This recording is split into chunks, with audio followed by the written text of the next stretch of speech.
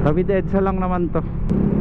Etong client pala natin na to is mga ano to, parang call center, software company, ganon. About system. No, hindi ko na i-name drop yung mga company name lang kasi syempre privacy. Pag-iitlog wala kaming alam ni Mrs. dyan, pero kung tatantyahin ko, dami din namin naipon dahil sa pag-iitlog.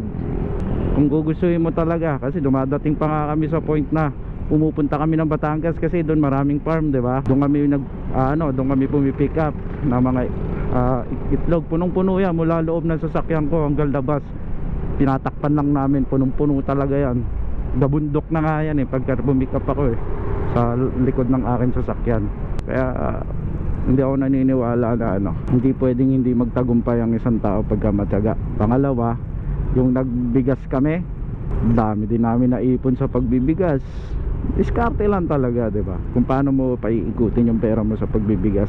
Sa loob lang ng 4 na buwan, 3 buwan, yung pinuhunan namin na malaki sa pagbibigas tinubo na namin 'yon. Kumbaga ang pinapaikot na lang namin doon is yung yung mga tinubo, yung pampuhunan namin na itabi na namin kaagad 'yon. Diskarte nga lang Marami tayong sinubukan diyan. Tapos nagluto-luto rin kami. Yung kare-kare.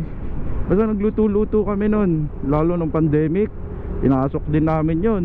Kung ano-anong ulam, tapos pa-order by online. Hinahatid ko yan kahit gaano alayo yan. Marami naman, bawi naman sa dami ng order. Kaya hinahatid natin. Hinahatid ko yan ng Hilux. Tsagaan lang talaga. Kaya di ako naniniwala na hindi tayo aasenso pagka hindi tayo nagtyaga. Nandito na tayo sa Ortigas. Tabi muna tayo dito sa Gedli. Dito na si ate. Pick upin niya. Yung gate pass kasi nila kinukuha pa. Yung gate pass nyo pababa na rin? Wala pa kasi Wala pa? Sige. Hindi po. Pagka malapa tayo lalamove. Maglalamove na rin kaya ako. Pagka malapa tayo lalamove ni ate. Baka tayo lalamove rider sa suot kasi natin.